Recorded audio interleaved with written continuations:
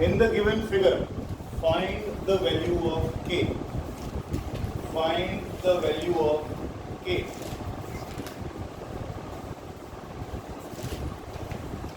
In the given figure, find the value of k.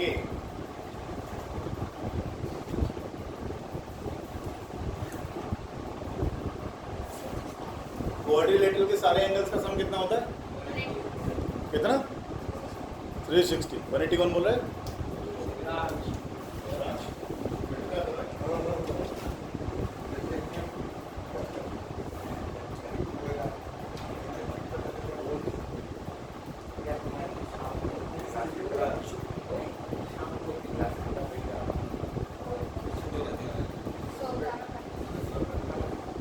Time ना खराब करो, जल्दी करो।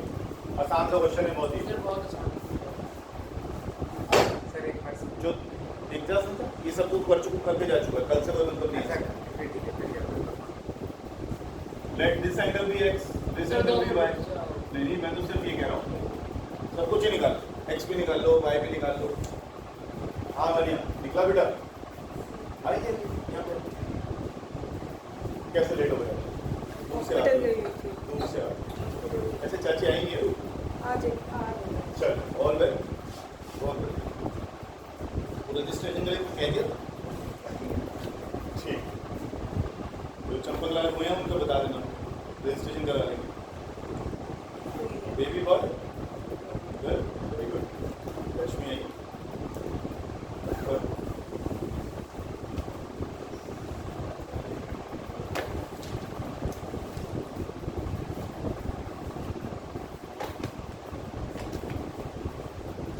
कितना टाइम थोड़ी लगता है इतना तुम लगाया? देखो सर हो गया, सर हो गया। जल्दी बताओ फिर, रिकॉर्डिंग की जल्दी हो गया मुझे बताओ। बता कैसे किया? 75 आया k की वैल्यू कैसे आई बताओ? ये नहीं पता करा कैसे? ऐसे भी देखूंगा, बता।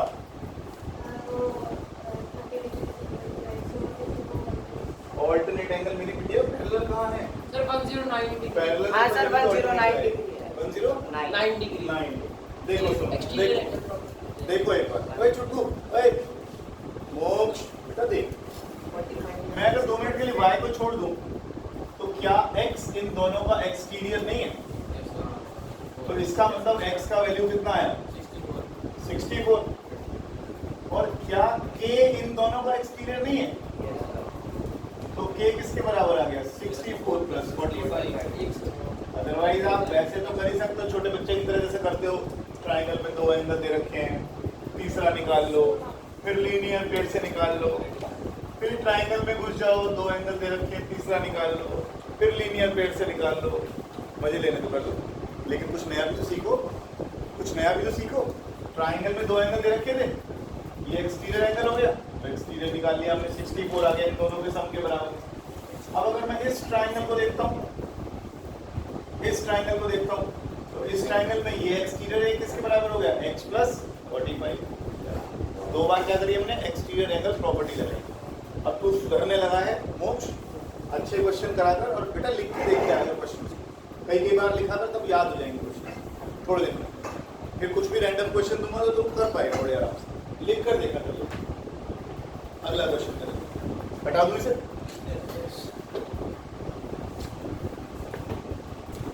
अगर ये एक क्वाड्रिलेटरल है, अगर क्या है,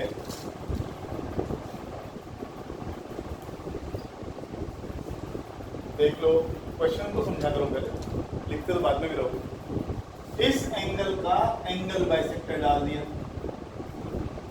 इस एंगल का भी एंगल बाइसेक्टर डाल दिया। एंगल बाइसेक्टर डाला है तो ये एंगल बराबर होंगे। तुम इसमें एक जैसे निशान लगा लेते, लेट इट बी P। अब प्रूव करना है angle APD twice of angle APD is equal to angle B plus angle C। ये प्रूव करना है, ये प्रूव करना है। ये बाइसेक्टर, ये बाइसेक्टर, ये एंगल का डबल, इस एंगल का डबल B और C के सम के बराबर है। मैं पहले वेट करूंगा, तुम इक्वेशंस बनाओ जिसमें APD आए, तुम इक्वेशन बनाओ जिसमें B और C का सम आए, और फिर देखो कहीं ना कहीं रिलेट कर पाओगे चीज़ों को। मैं 2 मिनट के लिए रुकता हूँ, अगर नहीं होगा तो मैं कोशिश करूँगा।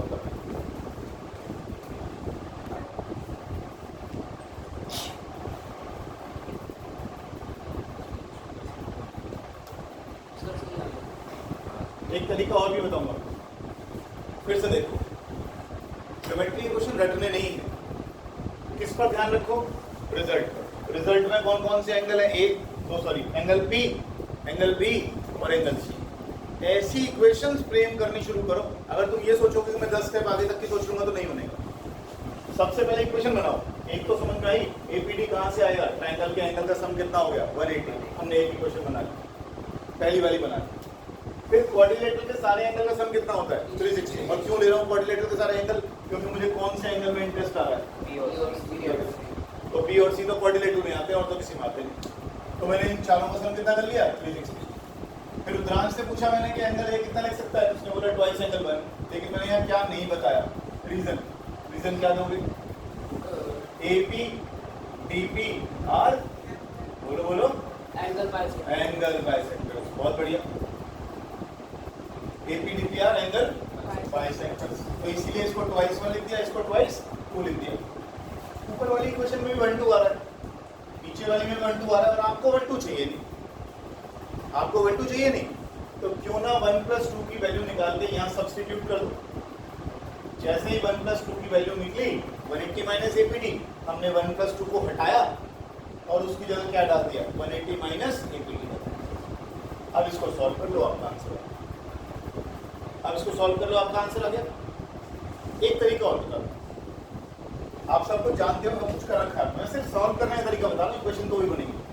ये हटा दिया हमने ऐसे, हम सब्स्टिट्यूट भी नहीं कर रहे। इसमें ट्वाइस 1 है, इसमें ट्वाइस 1 है, इसमें ट्वाइस 2 है। अगर इसमें भी ट्वाइस 1 और ट्वाइस 2 होते तो मैं इन्हें माइनस कर लेता इक्वेशन से, आया ना? अगर इसमें भी ट्वाइस 1 ट्वाइस 2 होते और इसमें तो ट्वाइस 1 ट्वाइस 2 है, क्यों ना इनको सबको डबल कर लो और फिर इक्वेशन को माइनस कर दूंगा, सीधे कट जाएंगे। सब्स्टिट्यूट करने का चक्कर खत्म हो जाएगा। 1 2 नहीं चाहिए ना, 1 2 नहीं चाहिए ना, जो एंगल नहीं चाहिए वो काटना है आपको। एक काम करो, इसको डबल करो, इसको डबल करो, इसको डबल करो और इसको डबल कर दिया। डबल कर दिया कि नहीं? अब इस इक्वेशन को इसके नीचे लिखो, twice angle 1 twice angle 2 twice angle APD is equal to, कर दो माइनस। क्यों कर रहा हूँ? समझ में आ रहा है ना क्यों कर रहा हूँ? क्योंकि इसको माइनस करूंगा तो सारे साइन बदल जाएंगे। Twice angle 1 minus twice angle 1, सुबह बात है। यहाँ क्या है? Twice angle 2 twice angle 2, 360। आपका तो आंसर ही आ गया। Angle B plus angle C minus twice angle APD कितना आ गया? 0। ट्वाइस एपीडी को कर लेगा। Angle B plus angle C किसके इक्वल आ गया? जहां कंफर्टेबल हो वो करो, जो अच्छा लगे वो करो, कुछ मुश्किल नहीं है, बहुत ही आसान, बहुत ही आसान। रिजल्ट से नजर ना हटे, कोशिश जब इक्वेशंस बने इसको ही देखो। ये इक्वेशन लानी है, ये एंगल्स लेने हैं मुझे, बाकी सब उड़ा देने बीच में से। क्वेश्चन करवाने है ना सर? करते जाओ, धीरे धीरे करोगे तो ज्ञान चक्षु खुलेंगे। अच्छा, पेंटागन समझते हो क्या होता है? जिसकी 5 साइडेड फिगर होती है, उसके सारे एंगल्स का सम कितना आएगा? सारे एंगल्स का सम कितना आएगा? याद नहीं करना है, मतलब याद तो हो जाएगा। 3 4 5, ये पेंटागन आ गया, ये पेंटागन आ गया। अभी मैंने ये नहीं बोला रेगुलर पेंटागन। अगर रेगुलर पेंटागन बोलूंगा तो सारी साइड्स इक्वल हो जाएंगी और सारे एंगल इक्वल हो जाएंगे, लेकिन रेगुलर नहीं है, पेंटागन। अभी सिर्फ ये पेंटागन है। जब बाद में वीडियो देखेंगे, चल देख लो, मेरे व्यूज पड़ जाए। अरे कर ले, किसी भी ट्रायंगल के एंगल का सम 180। एक काम करो, कोई सा भी सिरा पकड़ लो और इसको सबसे जोड़ दो, देखो ट्रायंगल बनते दिखेंगे आपको। कितने ट्रायंगल बन गए? 180 इसका सम है, 180 इसका सम है, 180 इसका सम है। करने की जरूरत क्या है? कितना आ गया? 540। समझ लो, बाई चांस भूल जाओ कि सम कितना होता है तो तीनों ट्राइंगल बना लो, जैसे हेक्सागन बनाया हमने, हेक्सागन बनाया। अब हम भूल गए ट्राइंगल का इसका सम कितना था सारे एंगल का, एक पॉइंट से सबको जोड़ दो, ट्राइंगल बना लो जितने बन सकते हैं। कितने बन गए, 1 2 3 4, 18 फोड़ दो 72। फिर टेबल तो याद कर लो, बुढ़े होते जा रहे हो, गाड़ी आ रही थी बड़ी बड़ी। कितना आया, 720 आ गया कि नहीं? 4 ट्राइंगल बन गए, 180 180 180 180 720 हो गया। अगर ये रेगुलर और हुआ साथ में तो सारे एंगल बराबर होंगे, सारे एंगल बराबर होंगे। कितने एंगल है पेंटागन में, 5। एक एंगल कितने का हो गया, इसमें कितने एंगल है, 6। एक एंगल कितने का हो गया। हालांकि मैं फॉर्मूला भी दे सकता था इसमें, लेकिन जरूरत क्या, n-2 × 180 करके आंसर निकला था। 5 साइडेड फिगर है, पेंटागन में कितनी साइड है, 5 - 2 कितना हुआ, 3 × 180 कितना हुआ। कितने फिगर हैं, वो कितने हैं साइड्स हैं, 6। 6 - 2 कितना हुआ, 4। 4 × 180 720। ये किस चीज का फॉर्मूला बन गया, sum of all angles of a polygon, sum of all interior angles of a polygon. Triangle ले ले, ट्राइंगल की जगह कितनी साइड डालेगा, 3। 3 - 1 1 1 × 180 180 लिखा। कब लिखोगे, परसों, अभी लिखो। The greatest angle of a triangle is 30 degree more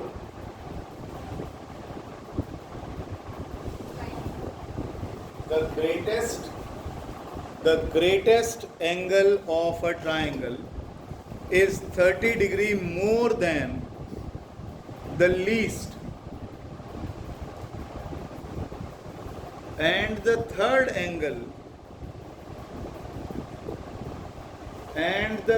angle is 15 degree less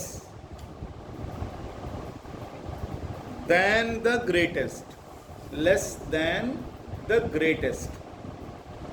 Find the angles of the triangle. Find the angle, ये लास्ट लाइन में लिख ले, find the angles of the triangle. The greatest angle of a triangle is 30 degree more than the least, and the third angle is 15 degree less than the greatest. Find the angles of the triangle. Stop वाले मतलब ही मेरी तरफ। Greatest angle x + 30 जो बोला उसने वो लिख देता हूँ, is 30 degree more than the least angle. यही तो बोला है उसने, ये लिखा हुआ ना, मैंने बोला 4 बार में क्वेश्चन को पढ़ा दो। 30 प्लस लीस्ट एंगल कितना लिया, x, ये भी हो गया। अब अगली लाइन पढ़ते हैं। And the third angle is 15 degree less than the greatest. जो थर्ड एंगल आया वो कितना, 15 डिग्री लेस है ना ग्रेटेस्ट एंगल में से। बहुत बढ़िया, 15 डिग्री माइनस कर दो। ग्रेटेस्ट एंगल कितना है और इसमें से कितना कम कर दो, तो कितना आया। अब तो तीनों एंगल आ गए आपके पास, एक एंगल ये आ गया, एक एंगल ये आ गया और एक एंगल ये आ गया, और तीनों एंगल्स का सम 180। गेम खत्म। x + 30 + x + 15 + x is equal 180। इससे x कितना निकला तुम्हारा, 45। एक एंगल 45, एक एंगल 75, एक एंगल 60। आया ना, दोबारा कराओ। ये स्टेटमेंट समझ में आ गई जैसे लिखा, आगे बेटा। चलो अगला करो।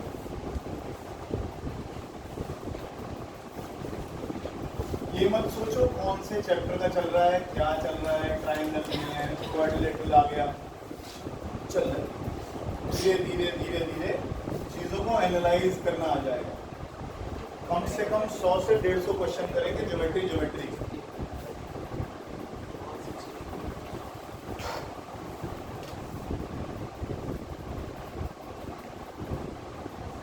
नेक्स्ट क्वेश्चन देखिएगा। अब की बार ABCD पैरेललोग्राम। पहले मुझे ये बताइए गुप्ता जी, 2 मिनट पेन छोड़िए प्लीज। राव साहब पेन छोड़ो।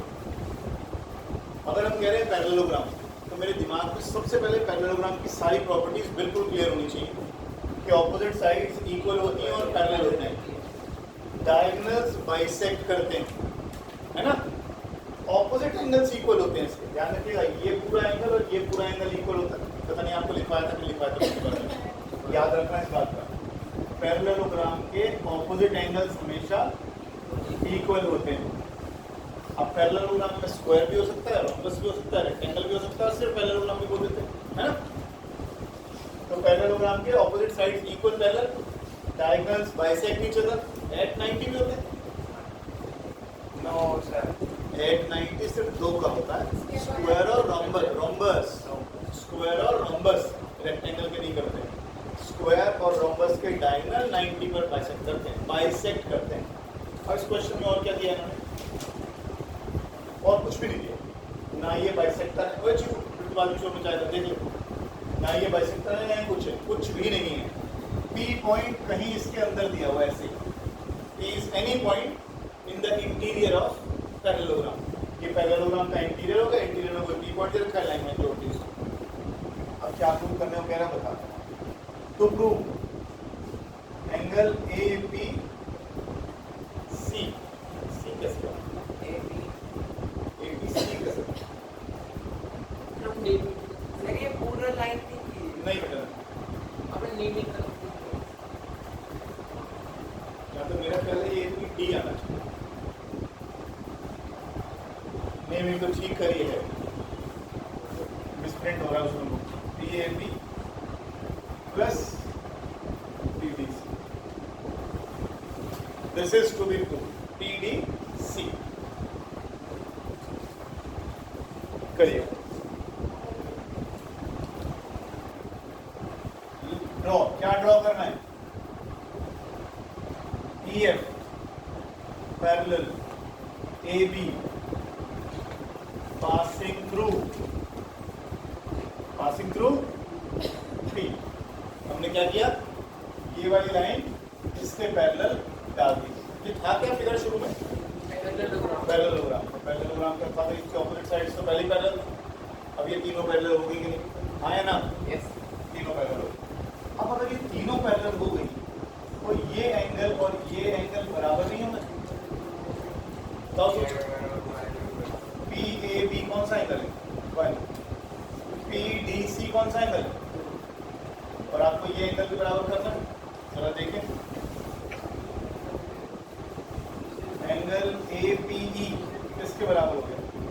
यहाँ से प्रूफ लिखना शुरू कर। एंगल APE किसके इक्वल हो गया? एंगल 1 के। कौन सा एंगल है? मैं नहीं लिखूंगा, बताओगे तुम्हें। ये बताओ क्या लिखूंगा है?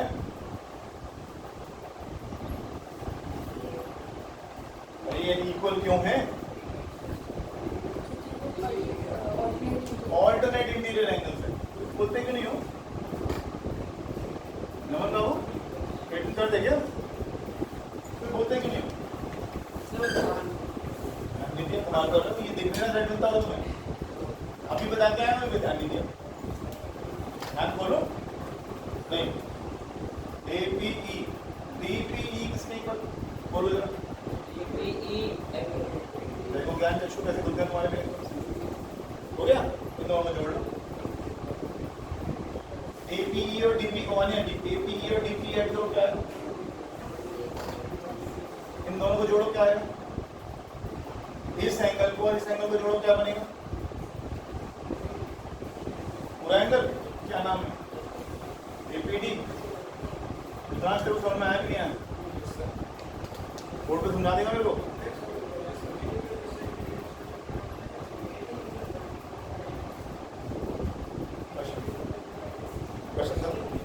हो गया?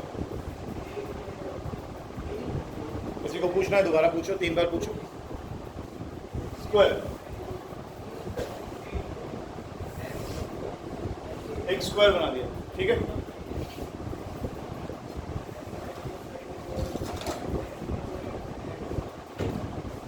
और इसके ऊपर यहाँ बना दिया एक इक्विलैटरल ट्राइंगल। कौन सा बना दिया? Equilateral triangle. और इसको ज्वाइन कर दो। कभी कभी अच्छे काम किया,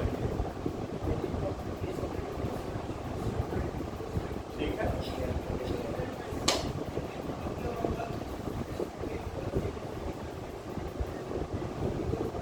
ये हमने ज्वाइन कर दिया। ऊपर वाला ट्राइंगल कौन सा है? इक्विलैटरल। नीचे वाला क्या है? स्क्वायर। गिवन ट्राइंगल, बेटा लिख दे, क्वेश्चन तो लिख।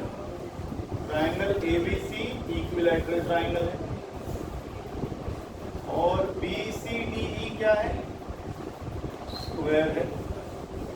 आपको ये एंगल एक्स निकालना है। आपको एक्स एंगल निकालना है। ऊपर वाला जो ट्राइंगल है वो इक्विलैटरल है, नीचे वाला जो स्क्वायर है वो, नीचे वाला जो क्वाड्रिलेटरल है वो स्क्वायर है। जो चीज़ ज्वाइन करी वो दिखी रही है आपको एक्स एंगल निकालना है। आपको एंगल एक्स निकालना। मैं आपको प्रॉपर्टी बता दूं साथ साथ। किसी भी ट्राइंगल में अगर कोई दो साइड्स इक्वल हैं, ये साइड इसके इक्वल है, तो इसके सामने वाला ये एंगल और इसके सामने वाला ये एंगल आपस में इक्वल होते हैं। Angles opposite to equal sides of a triangle are equal. Angles opposite to equal sides of a triangle are equal. सही है? कोई भी साइड हो सकती है। अगर ये दो साइड सारे एंगल इक्वल होंगे। मैंने सारे बोले, ये दो साइड्स इक्वल हैं। इसके सामने एंगल ये और इसके सामने एंगल ये इक्वल। दो एंगल इक्वल है तो तीसरा किसने बोला इक्वल हो सकता है? ये 80 के हो, ये 30 बचे, सॉरी में तो वो भी इक्वल 20 बचे। क्या मैंने तो नहीं बोला इक्वल।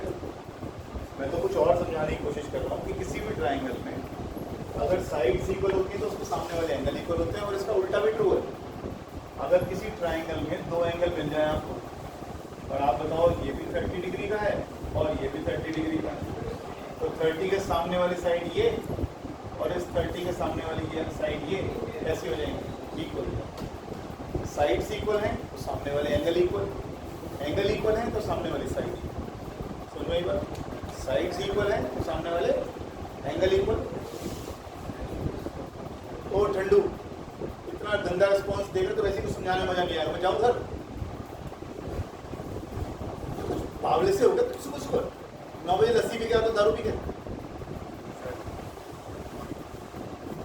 इतना गंदा मुंह बनाएंगे ना, अरे स्माइल नहीं आती चेहरे पे। समझ में आ गया होगा इसमें क्या, ये भी पता है इसमें मुझे, तो हाँ इंटेलिजेंट है। स्माइल तो दिखता है, हाँ समझ में आ गया, चलो आगे चलो। सुबह सुबह लस्सी भी गया ना, सोते रहते हैं बैठे हुए। एक्स निकालो,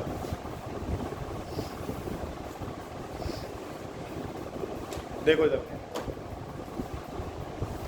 क्या इस साइड के बारे में बात करो। इस साइड के बारे में, ये ट्राइंगल की साइड है, हाँ है। स्क्वायर की साइड है। लेकिन फिट है। अगर ये 10 है तो ये भी कितनी होगी? 10। और ये कितने? 10। ये भी 10। तो ये 10 है तो ये कितनी 10 है? क्या सारी साइड इक्वल नहीं होंगी? इसमें दो दो निशान क्यों लगाए तुम? बगलों वाले काम नहीं है। जब तुझे पता है ये डॉटेड वाली साइड ट्राइंगल की भी है और स्क्वायर भी है, इसका मतलब जो ट्राइंगल की साइड का लेंथ है वही स्क्वायर की साइड का लेंथ है। वो ये तो कहना चाह रहा है। ठीक। इक्विलैटरल ट्राइंगल के सारे एंगल कितने कितने डिग्री के होंगे? 60 के। ये इक्विलैटरल ट्राइंगल है, इसके सारे एंगल कितने कितने होंगे? तो ये एंगल बताओ। 6। नीचे वाले फिगर क्या है? सर नीचे वाले फिगर क्या है? स्क्वायर। स्क्वायर के सारे एंगल कितने होते हैं? 90 होते हैं। मैं इस ट्राइंगल को काट के निकाल लूँ, एक बार रुकिए बता। मैंने ये ट्राइंगल काट के निकाल लिया। बात कौन सा वाला? ए बी काट लिया अलग, काट लिया अलग से। ये वाला ट्राइंगल काट के बात कर दिया, निकाल दिया। ये एंगल बताओ कितना? 90 प्लस 60 को ऐड कर दो ना 150 और वो सामने वाले इक्वल हो गए तो 180 15 बनी ना बात। क्या ये 10 और ये 10 नहीं है? हालांकि दे नहीं रखी, लेकिन क्या इक्वल नहीं है? अगर ट्राइंगल में दो साइड्स इक्वल होती है तो सामने वाले एंगल इक्वल नहीं होते। तो ये एंगल कितना बचा और ये एंगल कितना बचा, और 150 प्लस 2x का सम कितना है?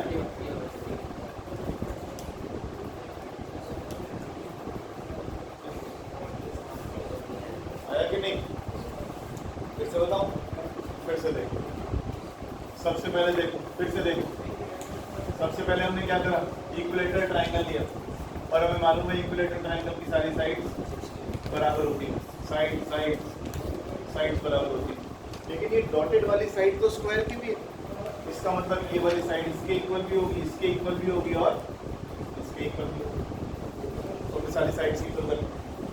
फिर हमने देखा इक्विलेटरल ट्राइंगल के तो सारे एंगल 60-60 के होते हैं, ये 60 आता है। स्क्वायर के सारे एंगल 90 होते हैं, 90 आ गया। बस अब हमने इस ट्राइंगल को काट के बाहर कर दिया।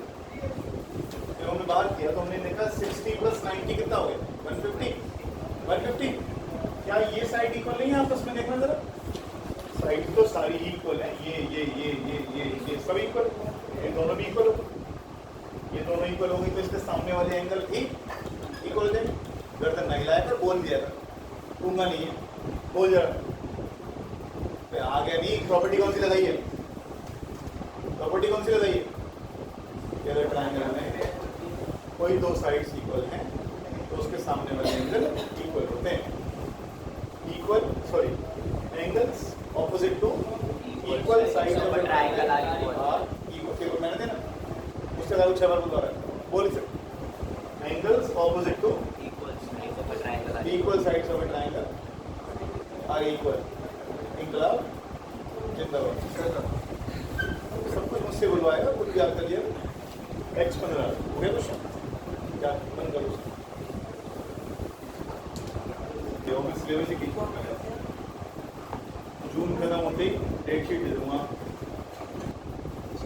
इसमें क्या दिया हुआ है? ट्राइंगल एबीसी दिया हुआ है और एबीसी भी कैसा है? आइसोसेलेस। इसमें एबी और एसी इक्वल हैं। अब जो इसने और दिया है, कह रहा है साइड बी ए, जरा फिगर बना के दिखाना कैसी बनेगी। Is produced to D, side B A is produced to D such that A B equals A D, such that A B equals A D. एक मिनट में कुछ नहीं कर रहा हूँ। टू प्रूव, पहले तो आप लोग भी ट्राई करते हैं। B C D is 9। पहले तो जो उसने कंस्ट्रक्शन करी है वो मुझे बनाकर दिखाओ और फिर बताओ कौन सा एंगल में 90 करना है। 2 या 3 स्टेप से ज़्यादा का क्वेश्चन नहीं है, छोटा सा क्वेश्चन है। कंस्ट्रक्शन देखो, कंस्ट्रक्शन देखो। बी ए को रुद्रांश, बी ए को, ए बी को नहीं, बी ए को प्रोड्यूस करके डी तक ले गए। अगर ये 10 सेंटीमीटर है तो इसको भी कितना बना लिया? 10। ऐसा नहीं बोला था उसने? Such that A B is equal to 80, such that A B is equal to 80 और जॉइन डीसी, जॉइन डीसी। अब कौन से एंगल में इंटरेस्ट लेना है? बीसीडी, बीसीडी, यानी आपको इस एंगल को 90 डिग्री प्रूव करना है। 2 या 3 स्टेप से ज़्यादा का क्वेश्चन नहीं है। पहले तुम ट्राई कर लो। मैं तेरा नाम लेता हूँ, रामचंद्र जी का नाम लेता हूँ, राम जी प्रकट हो जाते हैं। कभी तो रिस्पॉन्स दिया था, 2 साइड्स इक्वल हैं तो सामने वाले एंगल इक्वल हो गए। 2 साइड्स इक्वल हैं, इसके सामने कौन सा एंगल है? ये वाला, और इसके सामने कौन सा एंगल है? ये भी आपस में कैसे हो गए? इक्वल हो गए। हो गए कि नहीं? हो गए कि नहीं? ऐसे कैसे हो गए? गलत लिखा है सामने। इसकी साइड 60 इक्वल है, इसका मतलब एंगल नहीं इक्वल होने के। ये गलती मत करना, बिल्कुल भी मत करना। समझ लो बात को। इन अ ट्राइंगल, इन सुनता ही नहीं है, काम में लगे रहे तो पागल हो गए, बोल रहा हूँ। किसी एक ट्राइंगल में अगर उसकी साइड्स इक्वल हैं तो सामने वाले एंगल इक्वल होंगे। एक ट्राइंगल की ये साइड और दूसरे ट्राइंगल की ये साइड अगर इक्वल है, कोई लेना देना नहीं है, उससे कोई लेना देना नहीं है। कभी भी कोशिश भी मत करना सेम वेरिएबल डालने की। तो यहाँ पर वेरिएबल क्या डालेगा, कुछ और अदर देन x। ये दो साइड्स इक्वल है तो सामने वाले एंगल इक्वल है, ये दो साइड्स इक्वल है तो सामने वाले एंगल इक्वल है। क्या इतना हो गया? मैं इसको लिख कर दे रहा हूँ। सबसे पहले ट्राइंगल ABC को लिखो, AB is equal to AC, therefore angle ABC। एक मिनट रुको, एक मिनट। लिखने का तरीका जितना सिंपल होगा तुम्हें समझना उतना आसान। तुम्हें ये बात समझ में आ गई XYZ? अब अगर मैं पूरा ट्रायंगल ले लूं DBC, अगर मैं पूरा ट्रायंगल ले लूं कौन सा DBC, तो इसके सारे एंगल का सम कितना हो जाएगा? 180। जरा देखना एक बार। एक ये एंगल, एक ये एंगल और एक ये एंगल, तीनों एंगल है ट्रायंगल के। कौन सा एंगल ट्रायंगल लेना? बड़े वाले में ये एंगल कितना है? ये एंगल कितना है? ये एंगल कितना है? इनका सम 180 Plus y X plus y equals to 90 और ये x plus y 90 नहीं होगा? तुझे पानी पहले पिला दे। x plus y कितना हो गया?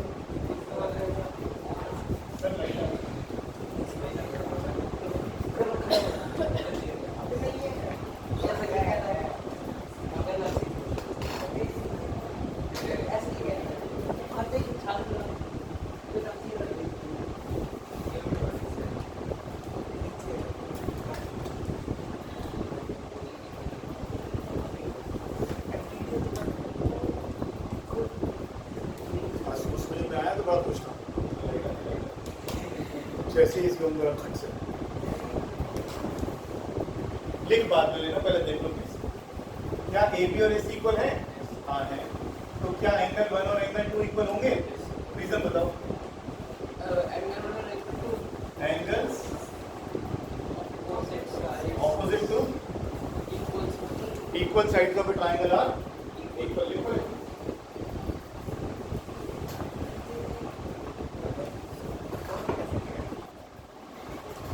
क्या एंगल 1 और 2 इक्वल है? बिल्कुल इक्वल है। क्यों इक्वल है? क्योंकि इक्वल साइड्स दे रखी है तो सामने वाले एंगल इक्वल होने चाहिए। मैं इनके नाम दे देता हूँ, AB CD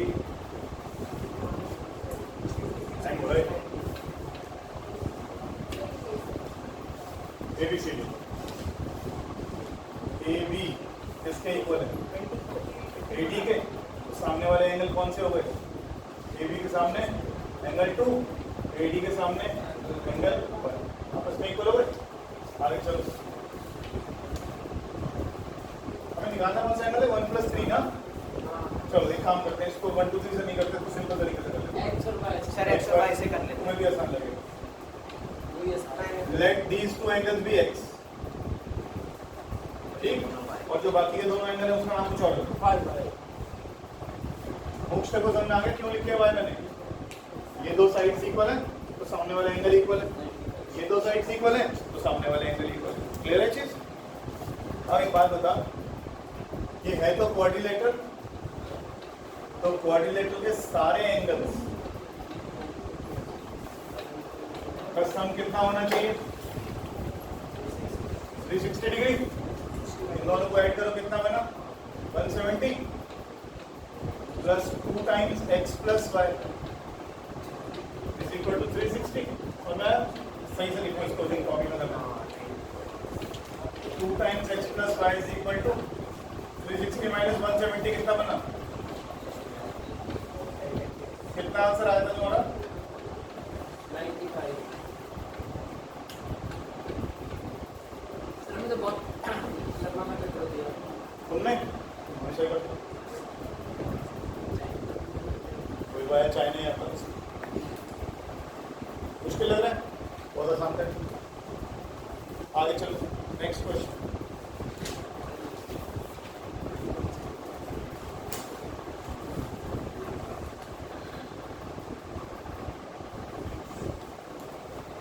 हटा दो इसे हटा दो। लिख लिए? Yes. आप ये हो गया?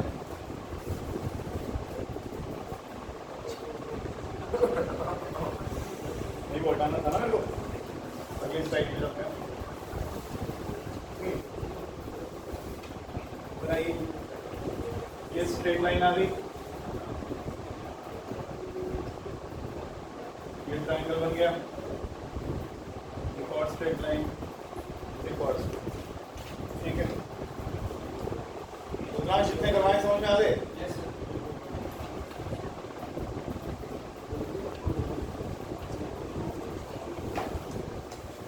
PQRST हमारे ट्राइंगल के पॉइंट्स आते सारे। अब कह रहा है PS is equal to PR। देखिएगा प्लीज, ये वाला साइड और ये वाला साइड इक्वल दे रखा है, और दिया हुआ है PPS, ये वाला एंगल, ये इसके इक्वल दिया हुआ है, ये सब दिया हुआ है। प्रूव करना है PT is equal to PQ।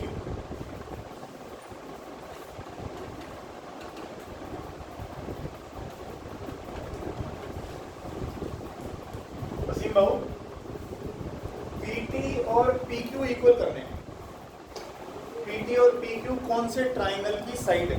निष्ठा जो देख रहे हैं, PT और PQ, हाँ बोलो, PPQ की साइड है।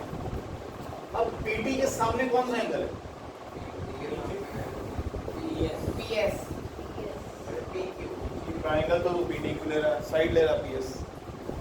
अभी क्या बोला तूने? PT और PQ कौन से ट्राइंगल की साइड है? इस साइड के सामने कौन सा एंगल है? इस साइड के सामने कौन सा एंगल? ये वाला। यानी अगर आपने ये एंगल और ये एंगल इक्वल कर दिया तो मैं कह सकता हूँ सामने वाली साइड इक्वल है। ये भी सोचा जा सकता है, मैं ये कह रहा हूँ, केवल मैं पॉसिबिलिटी दूंगा, क्वेश्चन नहीं करवाऊंगा। अगर आपने ये दो एंगल इक्वल कर दिए तो सामने वाली साइड इक्वल हो सकती है।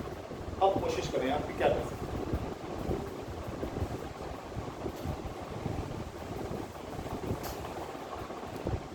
दो ट्राइंगल्स को कॉन्ग्रुएंट प्रूव करने के लिए कुछ मिनिमम कंडीशंस चाहिए होती हैं। दो ट्राइंगल कॉन्ग्रुएंट कहने का मतलब दोनों ट्राइंगल बिल्कुल एक जैसे, बिल्कुल सिमिलर।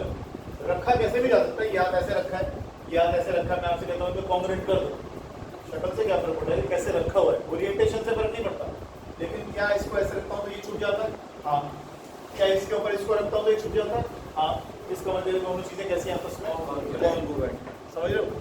कॉन्ग्रुएंट माने बिल्कुल एक से फोटोकॉपी, सारे एंगल इक्वल, सारी साइड्स इक्वल आपस में, दोनों ट्राइंगल की। इस ट्राइंगल की एक साइड दूसरे के इक्वल, दूसरी पहले के इक्वल, ये एंगल इसके इक्वल, इसे कहते हैं कॉन्ग्रुएंस।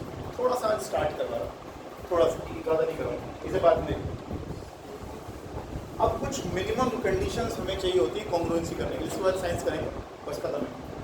अब देखो, अगर मैं कहता हूँ आपसे कि दो ट्राइंगल्स कॉन्ग्रुएंट हैं, छोड़ देना सब कुछ, 2 मिनट के लिए कुछ काम नहीं होगा पीछे का।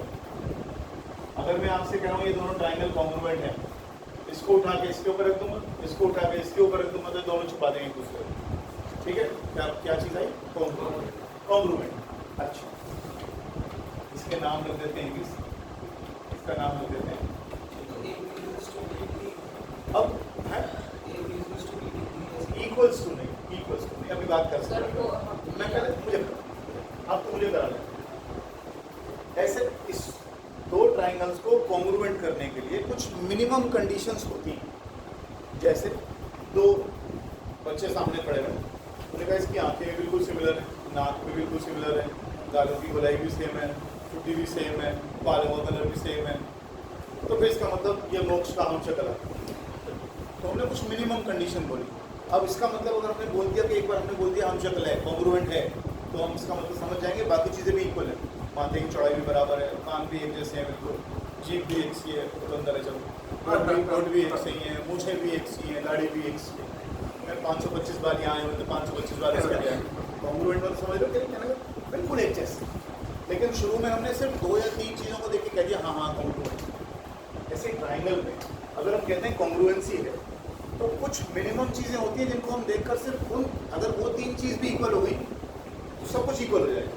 इसमें कितने पार्ट्स हैं? 3 साइड 3 एंगल। इसमें कितने पार्ट हैं? 3 साइड 3 एंगल, तो टोटल चीज़ें 6। 6 में से अगर 3 जो अब हम डिस्कस करने वाले हैं, अगर 3 वैसे की वैसे इक्वल हो गई तो हम कह देंगे बाकी 3 भी इक्वल है, तो कॉन्ग्रुएंट हो जाएगा। जैसे पहली कंडीशन होती है एस एस एस, यानी अगर तीनों साइड इक्वल है साइड कैसे इक्वल है? ये वाली साइड इसके इक्वल है, ये वाली साइड इसके इक्वल है, ये वाली साइड इसके इक्वल है। तो एस एस एस से ट्राइंगल कॉन्ग्रुएंट हो जाएंगे। ट्राइंगल क्या हो जाएंगे? कॉन्ग्रुएंट। कॉन्ग्रुएंट हो जाएंगे। ट्राइंगल कैसे हो जाएंगे? कॉन्ग्रुएंट। अब कॉन्ग्रुएंट का मतलब क्या होगा? अब अगर हम कह रहे हैं ट्राइंगल कॉन्ग्रुएंट हो गए, अब कॉरेस्पॉन्डिंग पार्ट्स ध्यान से देखो, ये बड़ी इंपॉर्टेंट चीज है, बच्चे अटकते हैं इसमें बहुत ज्यादा। अब कौन से एंगल किसके इक्वल है? अब सवाल ये कि कौन से एंगल किसके इक्वल है? ऐसे नहीं, ए बी एंगल है। अब मुझे बता लेना, ये दो ट्राइंगल कॉन्ग्रुएंट हो गए। एक बार तुमने कॉन्ग्रुएंट किससे कॉन्ग्रुएंट हो गए? ट्राइंगल में कितने एलिमेंट्स हैं टोटल, कितने पार्ट्स हैं? 6। 3 साइड 3 एंगल, 3 साइड 3 एंगल। आपने कहा 3 साइड तो इक्वल हैं, तो इसका मतलब तीनों एंगल आपस में इक्वल होंगे। अब कौन से एंगल किसके इक्वल होंगे? इस डबल मार्क के सामने देखो, ये वाला एंगल, और इस डबल मार्क के सामने देखो, ये आपस में इक्वल होंगे। इसे हम बोलते हैं CPCT, corresponding part of congruent triangle. समझ लो बात को?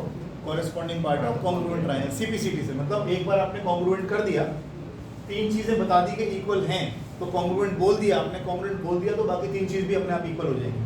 कौन सी वाली है? सिंगल मार्क के सामने कौन सा एंगल है? ये वाला। सिंगल मार्क के सामने कौन सा एंगल है? ये। इसके सामने कौन सा एंगल है? और इसके सामने कौन सा? तो ये 3 एंगल भी कॉन्ग्रुएंट कहने के बाद हम इक्वल हो जाएंगे। इतनी बात समझ में आ रही? और सुनो, कोई जल्दी नहीं, फिर से देखो, फिर से मैं इन ट्राइंगल्स को कॉन्ग्रुएंट कर रहा हूँ। अब मैं कह रहा हूँ ये वाली साइड इसके इक्वल है, ये वाली साइड इसके इक्वल है, ये वाली साइड इसके। कौन सी कॉन्ग्रुएंसी से, सीपीसीटी से क्या होगा? ये ट्राइंगल कॉन्ग्रुएंट हो गए। प्रॉपर्टी कौन सी लगाई? एस एस एस, तीनों साइड इक्वल तो कॉन्ग्रुएंट। कौन से एंगल इक्वल हो गए? सिंगल मार्क के सामने ये, और सिंगल मार्क के सामने ये आपस में इक्वल हो गए। बस यही ध्यान रखना है। ट्रिपल के सामने ये वाला, और इसके सामने ये। जब 2 एंगल इक्वल है, तीसरा तो ऑब्वियसली इक्वल हो जाएगा। बात समझ में आई? इसे कहते हैं सीपीसीटी से, जब साइड्स इक्वल है तो हमने सारे एंगल भी इक्वल कर दिए। 6 चीजें थी, 3 हमने मिनिमम, हमें मिनिमम कितनी चाहिए? 3। तो 3 में एक प्रॉपर्टी हमने देख ली, एस एस एस। इसमें से एक एस एस का प्रूफ आएगा, बाकी किसी का प्रूफ नहीं है। ठीक है, दूसरे बनाइए।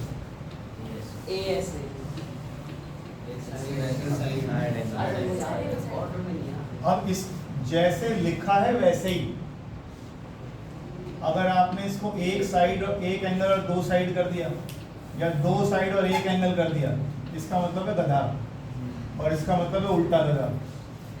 ये तो लगाना ही नहीं है आपने। समझ लो बात को? ये मत समझना कि एक एंगल इक्वल कर दूं और 2 साइड इक्वल कर दूं ना। एक एंगल 2 साइड तो ऐसे भी लिखी जाएंगी, एक एंगल 2 साइड तो ऐसे भी लिखी जाएंगी, लेकिन नहीं, जैसे लिखी जा रही है उसी ऑर्डर में, जैसे लिखी जा रही है उसी ऑर्डर में। 2 साइड और उनके बीच में एंगल, 2 साइड और उनके बीच में एंगल। कैसे? देखो, ये गधा नहीं लगाना है। अब देखो 2 साइड और एक एंगल कैसे आएगा, देखिए प्लीज। ये 2 साइड्स ले ली मैंने, 2 ट्राइंगल ले ली, सॉरी। इसकी ये साइड इसके इक्वल, इसकी ये साइड इसके इक्वल। अब ये दोनों एंगल नहीं ले लेंगे, इन दोनों साइड्स के बीच में कौन सा एंगल आ रहा है? यही वाला एंगल इसके इक्वल होगा, तभी आप सांस लगा पाएंगे। ऐसे कोई बात, तभी आप ऐसे लगा पाएंगे, 2 साइड्स के बीच वाला एंगल। ठीक है जी, ये लगी प्रॉपर्टी हो गई, ऐसे हो गया। अब सुनो, आगे चलते हैं। अगर मैं 2 ट्राइंगल को ऐसे इक्वल कर दे रहा हूं, कॉन्ग्रुएंट, इक्वल वर्ड गलत बोल दिया मैंने। ये वाली साइड इसके इक्वल, ये वाली साइड इसके इक्वल, ये वाला एंगल इसके इक्वल, तो लिखेंगे कैसे? एक बार देख लो।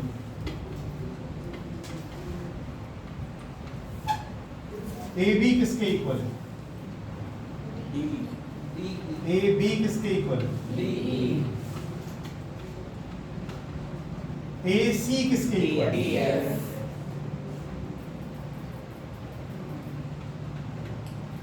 ठीक है, हम लिखेंगे triangle ABC is congruent to, मतलब बता triangle DEF by which property. सुनना ध्यान से, ये जो लिखा है उसको ध्यान से देखना, अक्सर ध्यान नहीं देते हम इस चीज का। AB किसके इक्वल है? हो गया, आगे चलो। BC किसके इक्वल है? BC किसके इक्वल है? ये बाद में हो जाएगा। और ये AC किसके इक्वल है कि नहीं? देखो फिगर लिखना है, सही है, इसी ऑर्डर में लिखना है। अगर आपने इसको लिख दिया FED तो गड़बड़ है, गलत है, ही लिखना। समझ लो बात को, नंबर कटेंगे इसका। क्यों? क्योंकि AB FE के इक्वल थोड़ी है। Order should be same. जैसे आप SAS का ऑर्डर बिगाड़ नहीं रहे हो, वैसे यहाँ भी इस ऑर्डर को आप खराब नहीं करेंगे। जो साइड जिसके इक्वल है उसी हिसाब से लिखा जाएगा। मेरी बात समझ लो। SAS में ऑर्डर यही होगा ना, दो साइड्स के बीच का एंगल, तो यहाँ भी ऑर्डर आपका सेम ही आएगा, दो साइड। ये AC DF के इक्वल, AB DE के इक्वल, BC EF के इक्वल। और भी देखो, एंगल A किसके इक्वल, B किसके इक्वल, और C किसके इक्वल, किसके इक्वल? हाँ, ये किसके इक्वल? इसके। कुछ बात समझ में आई क्या कह रहा हूँ? बात समझ में आई? चलो आगे देखिए, आगे देखिए, ये ऑन है ना? ठीक है, अब देख लेना है जाके इसको। और सुनो, अब CPCT से कौन से पार्ट्स इक्वल हो गए? ट्राइंगल कॉन्ग्रुएंट बोल दिया आपने, ट्राइंगल कॉन्ग्रुएंट हो गए। कितनी चीजों से इक्वल हो गए? 3 से, 2 साइड और एक एंगल, बाकी 3 भी इक्वल होनी चाहिए। कौन सी 3 है वो? डबल के सामने ये वाला एंगल, और डबल के सामने ये वाला एंगल किससे इक्वल होगा? By CP, by CP। Single के सामने आइए, सिंगल के सामने ये, और सिंगल के सामने ये एंगल इक्वल हो जाएगा। अब एंगल देखो कौन से इक्वल है? इक्वल। इसके सामने कौन सी साइड है? और ये साइड अब किसके इक्वल हो जाएगी? तो ये जो ग्रीन कलर से निशान मैंने लगाए हैं, ये सारी चीजें CPCT से इक्वल हुई हैं। कितने पार्ट से ट्रायंगल में? 6। 3 साइड 3 एंगल, 2 साइड एक एंगल का यूज करके आपने इनको क्या बोल दिया? कॉन्ग्रुएंट। 2 साइड एक एंगल को इक्वल करके आपने क्या बोल दिया? कॉन्ग्रुएंट। अगर 2 साइड और एक एंगल को करके बोल दिया तो बाकी के 2 एंगल और एक साइड जो बची वो भी इक्वल होनी चाहिए। लेकिन वो कौन सी है? पहचान तो होनी चाहिए कि वो कौन सी है। वो कौन सी? इक्वल एंगल के सामने वाली, इक्वल एंगल के सामने वाली, इक्वल साइड के सामने वाला एंगल, इक्वल साइड के सामने वाला, ये आपस में। समझ में आ रहा है थोड़ा बहुत? ये हो गया SAS। इससे पहले कौन सी करी थी? SS। आज 2 ही रहने दो, हालत खराब हो चुकी है तुम्हारी। केमिस्ट्री करेंगे।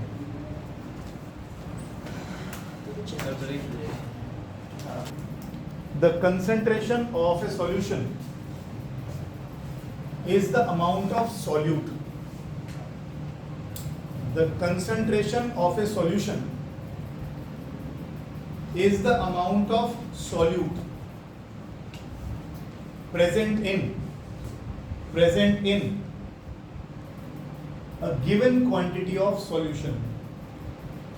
Present in a given quantity of solution. Is the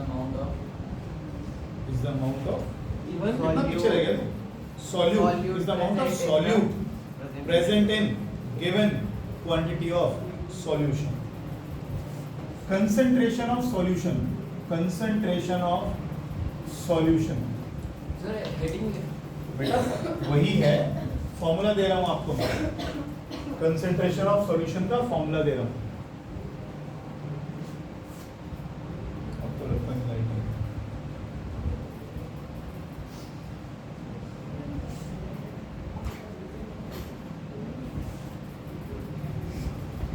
is equal to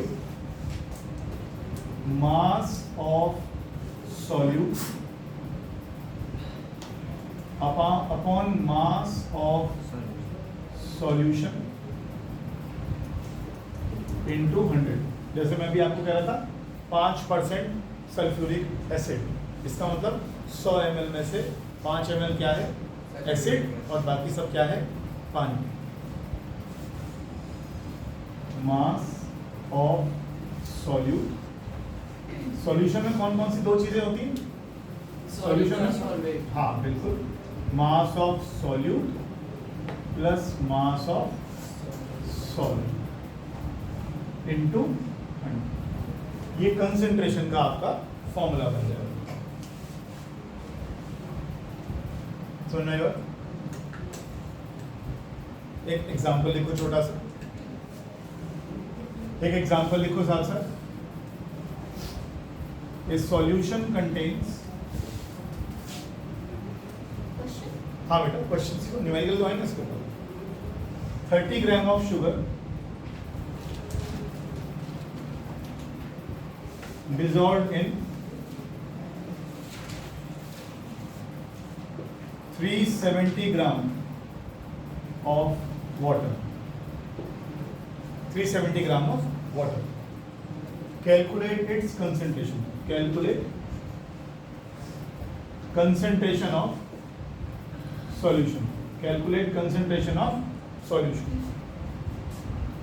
ये बात तुम्हें समझ में आ गई कि नहीं अच्छे से, कि 1 चम्मच चीनी आपने ग्लास में डाली तो कंसंट्रेशन कम है, और अगर 4 चम्मच डाल दी तो ज़्यादा। किसकी कंसंट्रेशन?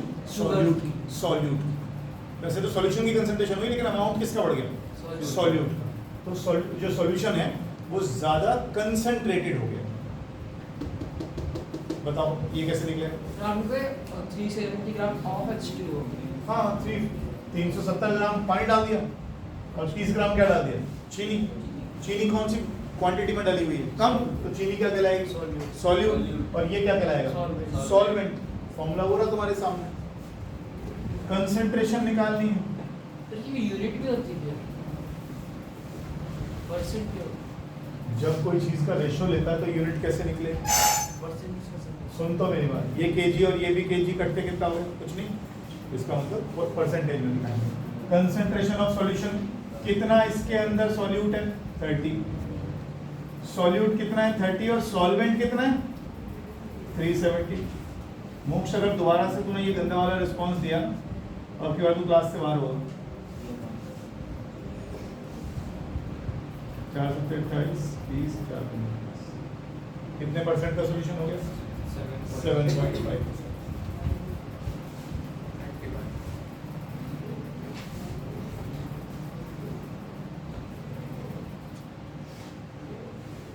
अभी हमने अल्कोहल की बात करी थी ना, अल्कोहल में क्या डाला था?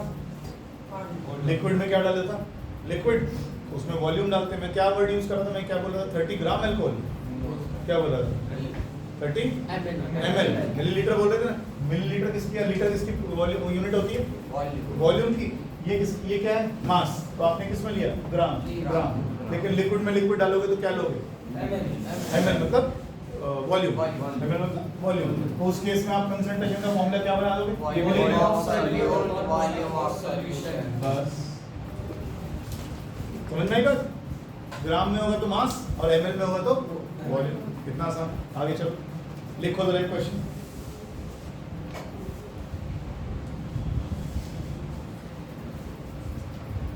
A solution contains,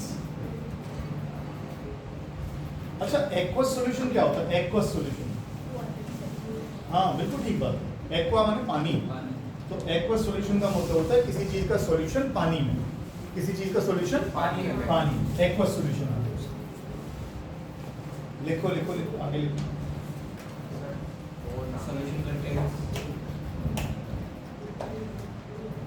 क्या हो रहा है? वो कैसे आ रहा है? रिकॉर्डिंग चल रही है? चल रहा है तो क्यों tension? A solution contains 50 ml of alcohol. A solution contains 50 ml of alcohol mixed with 150 ml of water. Mixed with 150 ml of water. Sir, solution contains. A solution contains 50 ml of alcohol mixed with 150 ml of water. Concentration निकालिए। किसकी concentration निकलेगी? Solution की। किसकी concentration निकलेगी? Solution की। इसमें कौन चीज कम क्वांटिटी में है? एल्कोहल, और पानी क्या है? सॉल्यूशन, ओ सॉरी सॉल्वेंट। पानी क्या है?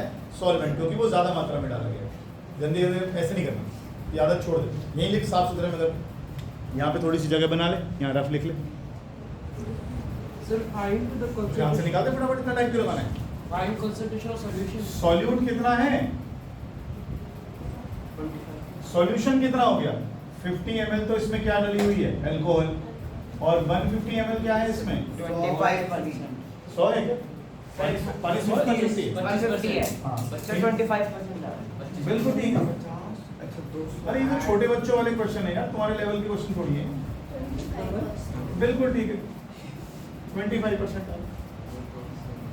ठीक है। होम्योपैथी की दवाइयों को भी स्टोर करने के लिए अल्कोहल का इस्तेमाल करते हैं। तो होम्योपैथी की दवाई पीते हो तो मुंह से ऐसी स्मेल आती है अल्कोहल वाली, खतरनाक। और वो तो काफी कंसंट्रेटेड होता है। आगे नींद आती है, नींद होती है, नींद।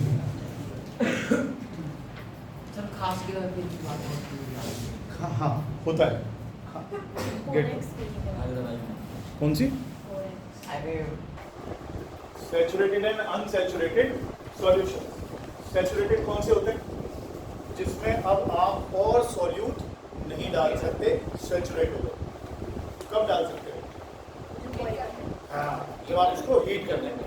यानी अगर आप टेम्परेचर नहीं बढ़ाते हैं तो और ज़्यादा सॉल्यूट ऐड नहीं हो पाएगा। लिखिए लिखिए, a solution in which more quantity of solute can be dissolved.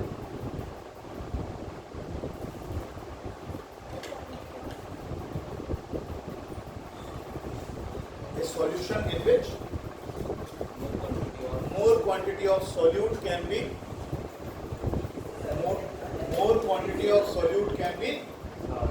dissolved without raising its temperature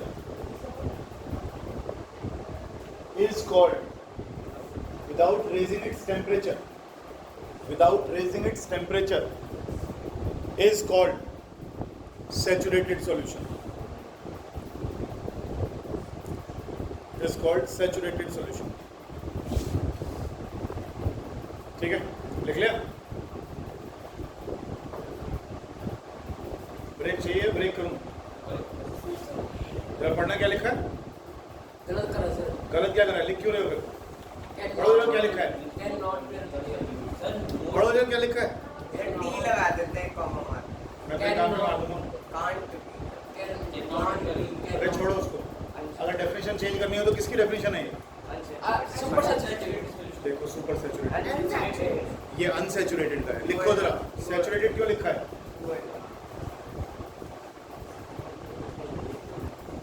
last में जो आपने लिखा इज कॉल्ड सैचुरेटेड सॉल्यूशन, वो है अनसैचुरेटेड। क्या बोल रहा है वो? कह रहा है जिसमें और सॉल्यूट ऐड हो सकता है, यही बोल रहा है ना? पढ़ो दोबारा से, क्या लिखा है? A solution in which more quantity of solute can be added.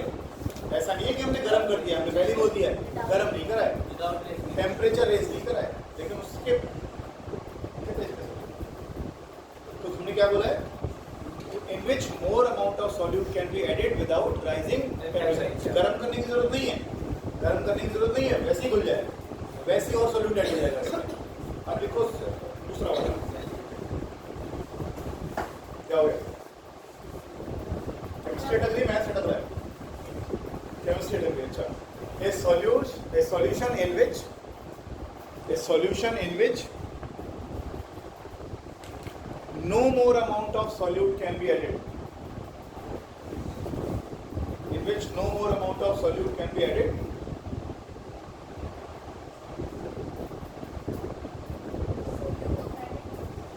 Is called saturated solution.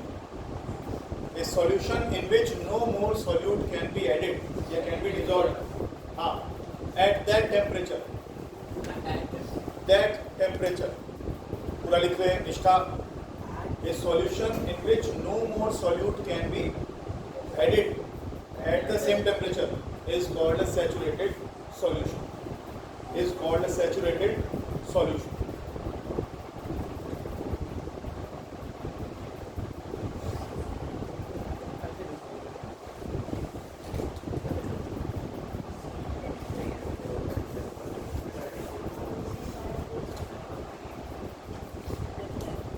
अगर मैं सैचुरेटेड सॉल्यूशन को दोबारा से हीट कर दूं तो क्या होगा, वो क्या बन जाएगा? Sir unsaturated. यस यस, अगर मैं सैचुरेटेड सॉल्यूशन को, यानी जिसमें आप चीनी और नहीं घुल रही मान लो, और मैं उसको हीट कर दूं तो वो कैसा हो जाएगा? उसमें और चीनी घुल जाएगी, इसका मतलब वो क्या बन गया? अनसैचुरेटेड। लिखो जरा। सर लेकिन मैं टेम्परेचर रेज कर दिया ना, इसमें लिखा है without raising temperature. Unsaturated solution की जो डेफिनेशन लिखी है तो उन्होंने क्या बोला है कि मैं टेम्परेचर नहीं बढ़ा रहा और अभी इसमें और चीनी घुलने की गुंजाइश है, तो फिलहाल ये सॉल्यूशन क्या कहलाएगा? अनसैचुरेटेड। लेकिन आप और घोलना चाहोगे तभी तो मैंने दोनों डेफिनेशंस में कहीं टेम्परेचर बढ़ाने की बात करी। देखो सैचुरेटेड में भी और अनसैचुरेटेड में कहीं हमने बढ़ाने की बात करी। सब जगह एक बार बोला है कि कांस्टेंट टेम्परेचर, फिक्स टेम्परेचर क्या बोला, और एक में क्या बोला था? Without raising temperature. तो टेम्परेचर बढ़ाने की तो बात ही नहीं कर रहे हैं। टेम्परेचर कब बढ़ाएंगे? जब हमें सॉल्युबिलिटी बढ़ानी होगी, हमें और ज़्यादा उसके अंदर चीनी घोलनी होगी, तब टेम्परेचर बढ़ाएंगे। अभी तो हम कुछ नहीं बात कर रहे हैं इसके बारे में। नोट करके 2 पॉइंट्स लिखो, नोट करके 2 पॉइंट्स लिखो। If A saturated solution, if A saturated solution, if A saturated solution is heated, नहीं ऐसे लिखो, if a saturated solution at a particular temperature, if a saturated solution at a particular temperature is heated, बेटा दिखाइए उसको, is heated to a higher temperature, is heated to a higher temperature, then it becomes, comma लगा के लिखो, then it becomes unsaturated solution.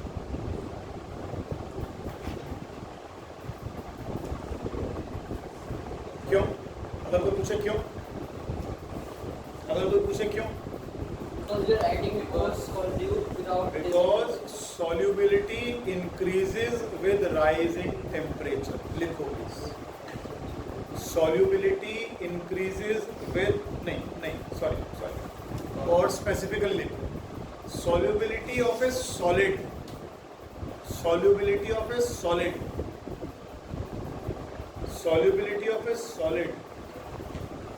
in liquid increases with rising temperature. Raising नहीं, rise in. ये क्यों लिखवाया सर? ध्यान से देखो, आपने एक कंटेनर में पानी ले लिया, पानी में आपने चीनी डाल दी, चीनी डिसॉल्व कर दिया, सॉल्यूशन बन गया। अब आप गर्म करते जाओगे और चीनी घुलती जाएगी, क्या चीज किसमें डिसॉल्व कर रहे हो? सॉल्यूट क्या है? चीनी। शुगर क्या है? सॉलिड। सॉल्वेंट कैसा है? लिक्विड। तो जब आप इसको पानी में और चीनी घोलना चाह रहे हो तो आप क्या कर रहे हो? गर्म कर रहे हो। ये कर रहे हो? अब एक बात बताओ, होटल पीते हो? जब कितने बोल रहे हैं? Yes sir. कोल्ड ड्रिंक की बोतल में पानी होता है, बहुत सारा पानी के अंदर क्या डालते थे? क्या डालते थे पानी में? अरे वो छोड़ो, केमिकल जो डालते हैं उन्हें छोड़ो, और क्या डालते हैं? CO2 क्या है? गैस। तो आप यहाँ क्या कर रहे हो? गैस को डिसॉल्व कर रहे हो किसमें? वहाँ क्या डिसॉल्व किया था? सॉलिड डिसॉल्व किया था किसमें? तो गर्म करने से क्या हुआ था? सॉल्युबिलिटी बढ़ गई थी। अब कोक की बोतल को गर्म कर दो, CO2 को क्या होगा? खोल के करोगे तो क्या होगा? एक्सपैंड होगी तो पगले नहीं, क्या लिखा रहता है इस पे? क्यों? जितना ज्यादा गर्म होती चली जाएगी, जितना ज्यादा ये गर्म होती चली जाएगी, इसमें से CO2 बाहर निकलने लगेगी, और जितना ज्यादा इसको ठंडा रखोगे उतना ज्यादा CO2 इसमें घुलती रहेगी। तो यहाँ में और यहाँ में फर्क है, यहाँ टेम्परेचर बढ़ाया था तो सॉल्युबिलिटी बढ़ गई थी, लेकिन अगर आपने यहाँ टेम्परेचर बढ़ा दिया तो गैस की सॉल्युबिलिटी कम हो गई, कम गैस डिसॉल्व कर पाओगे इसमें, गैस के पार्टिकल क्या करेंगे, दे विल एस्केप आउट। समझ रहे हो बात को? टेम्परेचर बढ़ाने से सॉल्युबिलिटी बढ़ती है, किसकी? सॉलिड की लिक्विड में, लेकिन अगर गैस को लिक्विड में डिसॉल्व करता हूँ तो गर्म करने से सॉल्युबिलिटी कैसी हो जाती है? कम। इसे कहीं रजिस्टर में नोट करो, इसे कहीं रजिस्टर में नोट करो कि किसकी सॉल्युबिलिटी किस में कब बढ़ती है और घटती है, इसे लिखो प्लीज।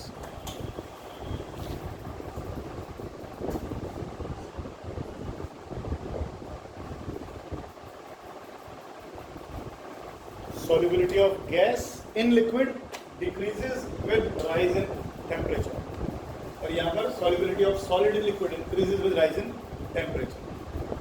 ठीक है, आगे चलते हैं नेक्स्ट पार्ट। अच्छा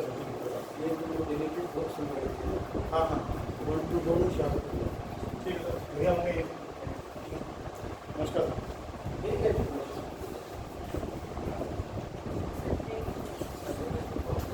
उससे सेवा करें बिटिया नहीं, उसे रिफ्लेक्शन कहते हैं।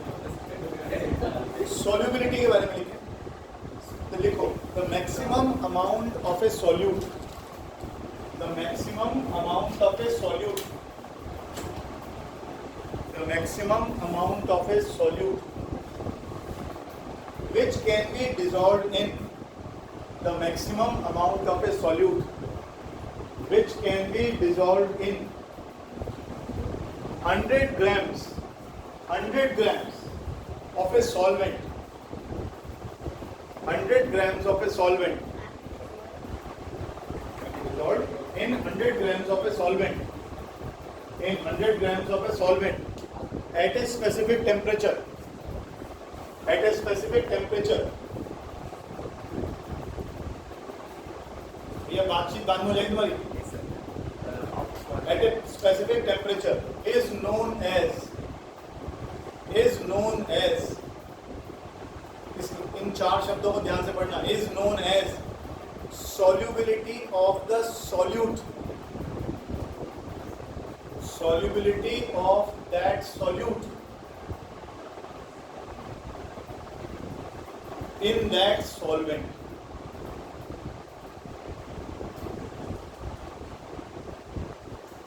ठीक है, कुछ इसमें एग्जांपल्स मैं आपको दे रहा हूँ, यहाँ पर कुछ सब्सटेंसेस के नाम दे रहा हूँ, थोड़ी देर बातचीत बिल्कुल नहीं करेंगे आप, कुछ सब्सटेंसेस के नाम दे रहा हूँ और उनकी सॉल्युबिलिटी दे रहा हूं एक फिक्स टेम्परेचर पर। याद नहीं करना है, सिर्फ समझना है, ठीक है? याद करने के लिए वैल्यूज याद नहीं करनी। ये कौन सा फॉर्मूला बन गया? कॉपर सल्फेट, नीचे लिख लो जिनको याद नहीं है, कॉपर सल्फेट, और इसके आगे लिखा है 21 ग्राम, और सॉल्युबिलिटी किसमें? पानी में। ठीक है, याद नहीं करने हैं, सिर्फ समझने हैं क्या कहना चाहता है। पोटेशियम नाइट्रेट, फॉर्मूले के नीचे नाम लिख लेना उसका, potassium nitrate, copper sulphate, potassium nitrate. अबे देख क्या रहा है, लिखता क्यों नहीं? Copper sulphate, potassium nitrate.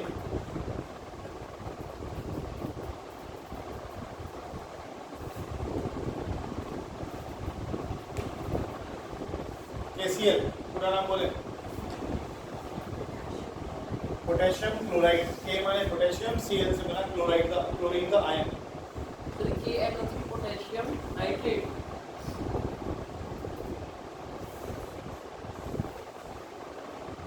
Copper sulphate,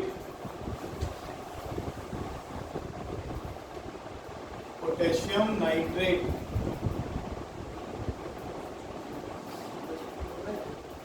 potassium chloride,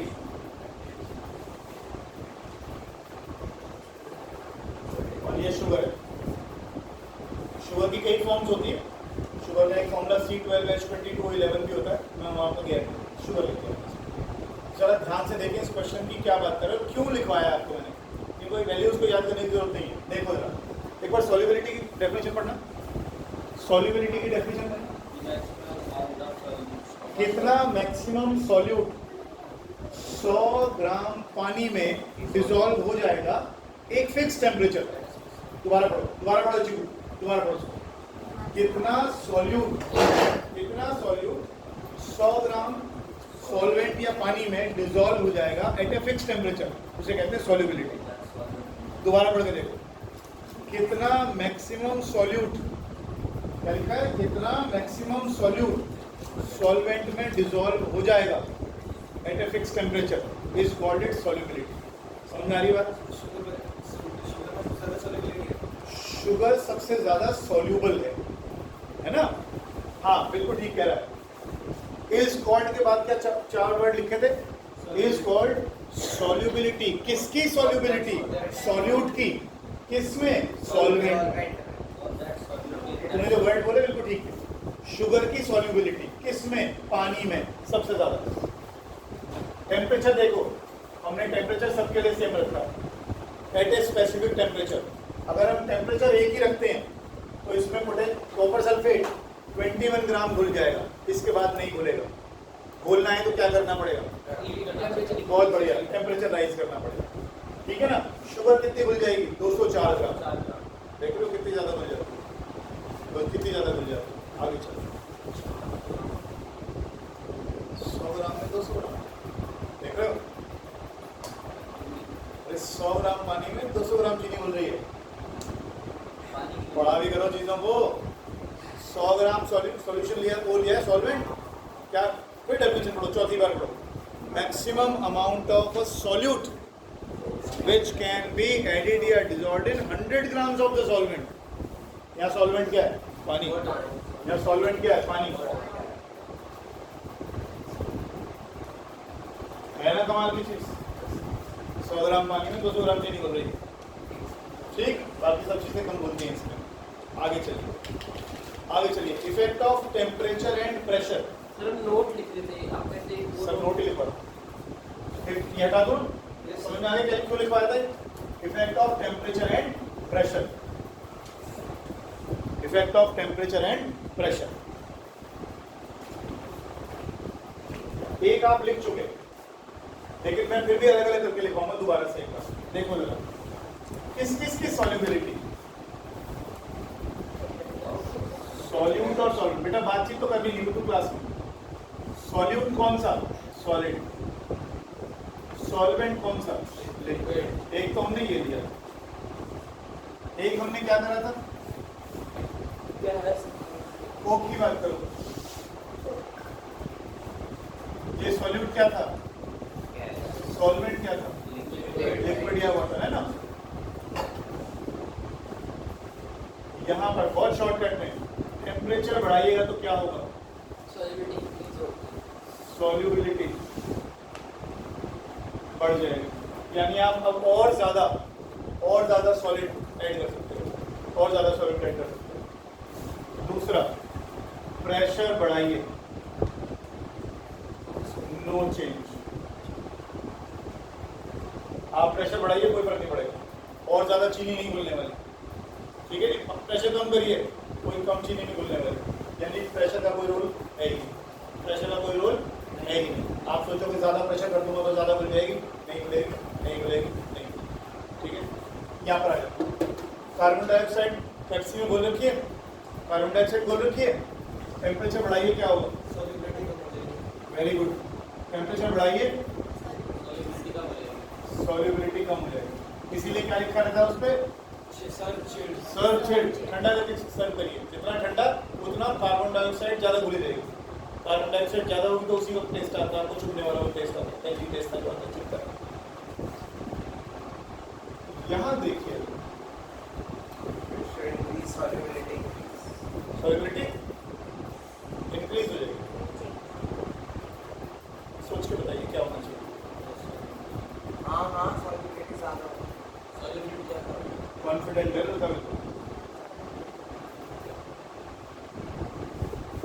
under high pressure, जब भी तो शेक करके जब करते हैं तभी तो।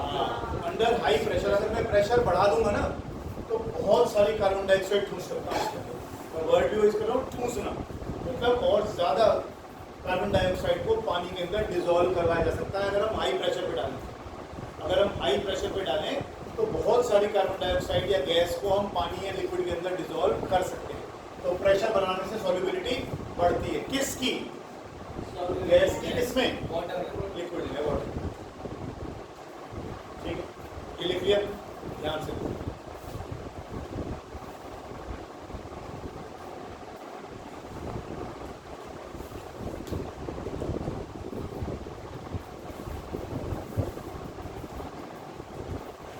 लास्ट टॉपिक है इसका, उसके बाद फिर हाँ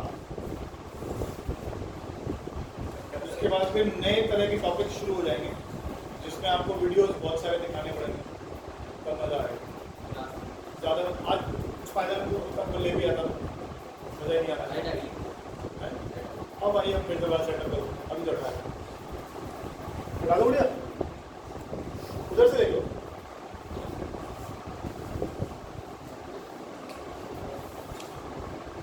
अब लिखो physical and chemical change. Physical and chemical change. Physical क्या हो गया? कुछ रह गया क्या? लग तो रहा है। अरे क्या रह गया?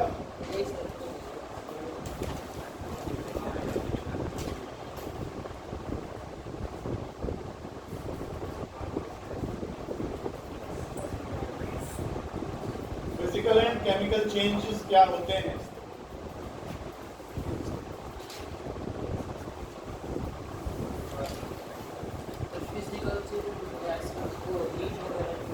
फिजिकल चेंज कौन से होते हैं? जो फिजिकल हो, समझा? समझा? केमिकल चेंज में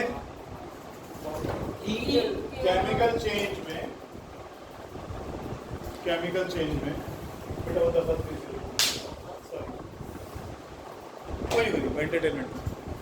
फिजिकल चेंज में कोई केमिकल बॉन्डिंग नहीं हुई हो, फिजिकल काम हुआ हो, और फिजिकल चेंज क्या हो? एग्जांपल्स दो जरा, सोच कर बताओ। Physical change, chemical change. अच्छा चलो, दूध में आपने थोड़ा सा वो दही का हिस्सा डाल दिया, क्या होगा? पूरी दही बन जाएगी। अब दोबारा दूध बनाओ, नहीं बनेगा। इसका मतलब रिवर्सिबल नहीं है, इसका मतलब केमिकल चेंज हो गया। कुछ केमिकल कॉम्पोजिशन बदल गई उसकी, तभी तो दही बन गई, केमिकल चेंज। और कोई तरीका, और कोई चीज? जैसे हमको शेप वगैरह बदलते हैं तो फिजिकल चेंज होता है, वो शेप साइज। शेप बदलते हैं, हाँ। और बता, प्रोसेसेस बता। पेपर को जलाना, कोई चीज जलेगी तो केमिकल चेंज है। इसमें हीट इन्वॉल्व हो। सर आइस क्यूब्स, बर्फ का पानी बना दिया, पानी का बर्फ बना दिया, फिजिकल चेंज।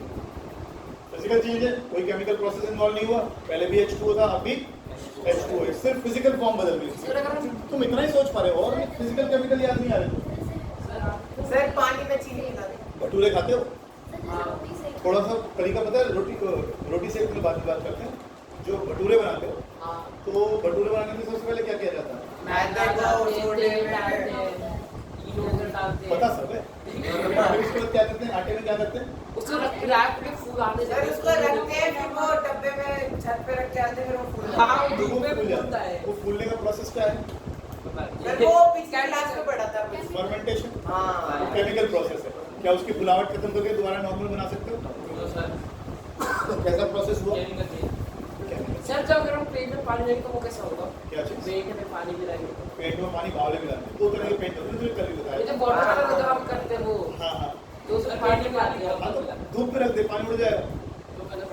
हो सकता है नहीं? हाँ, फिजिकल चेंज है। फिजिकल चेंज है। पानी में नमक घोल दिया, आपने दोबारा से उसको गर्म किया, पानी उड़ गया, अलग हो गया, नमक नीचे बैठ गया, फिजिकल चेंज। क्या प्रोसेस? क्या कोई केमिकल फॉर्मेशन हुई? कोई नया सब्सटेंस बना? कुछ भी नहीं बना। कैसा प्रोसेस है? Physical change. और sir burning of candle, burning of candle physical भी और केमिकल भी है। केमिकल चेंज इसलिए है कि भाई कुछ चीज जल रही है तो कुछ और बन रहा है, गैसेस बन रही है उसमें से, है ना? केमिकल चेंज आ रहा है। फिजिकल क्या हो रहा है? पहले वो मोमबत्ती थी, वो मोमबत्ती का जो वैक्स था वो पिघलना शुरू हो गया, पिघल के बहुत सारा नीचे भी इकट्ठा हो जाता है। उसे वापस जलाते हैं तो फिर वापस तो फिजिकल चेंज भी है और केमिकल चेंज भी। और बताइए। हाँ, आटे को गूंद देते हैं, बिल्कुल। फिजिकल प्रोसेस है, केमिकल प्रोसेस? केमिकल। लिखो। हाँ, ये अच्छा है, ये अच्छा है। लिखो आगे। Those changes in which no new substances are formed. Those changes in which no new substances are formed are called physical changes.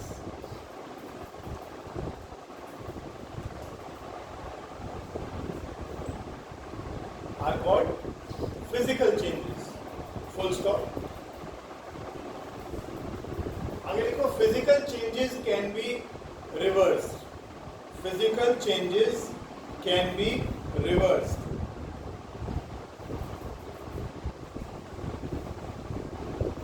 ठीक है, एक लाइन और राइट कर लो। The changes in physical state. The changes in physical state, size and shape of a substance. Change in physical state, size and shape of a substance. And shape of a substance are called physical changes. Are called physical changes. परसों आप लोगों का NCERT से lines and angles का test है।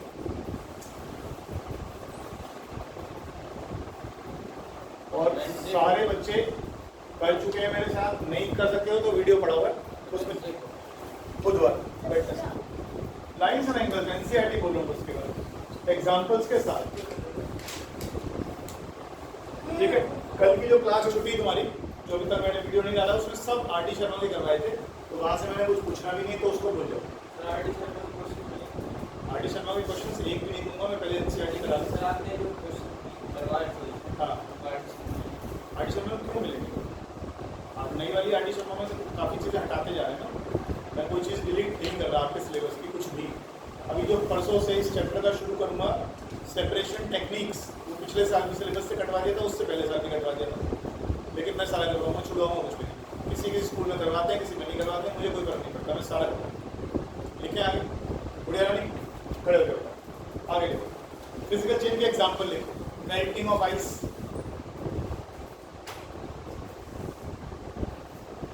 Boiling of water,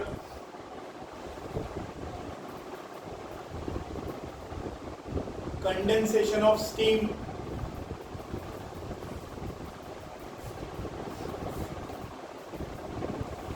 glowing of an electric bulb।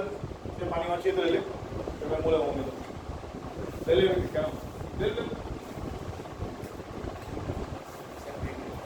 glowing of an electric bulb, glowing of an electric bulb, breaking of glass tumbler, breaking of glass tumbler,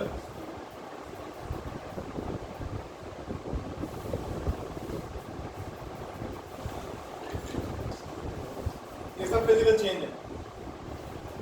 अभी ये फिलहाल कमरे में AC चल रहा है, यहाँ की सारी मॉइस्चर खींच रही है।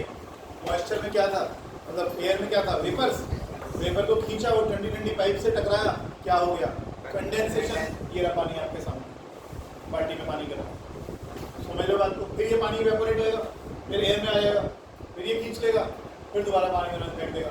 तो वेपर से क्या बन रहा है, लिक्विड। लिक्विड से क्या बन रहा है, वेपर। पानी तो पानी, और कोई केमिकल चेंज हुआ नहीं, कुछ भी नहीं हुआ। रिवर्सिबल है, आप हमारे सामने रिवर्सिबल हो रहा है। बार बार पानी से भाप बन जाती है, भाप से दोबारा पानी बन जाता है, बार बार हो रहा है।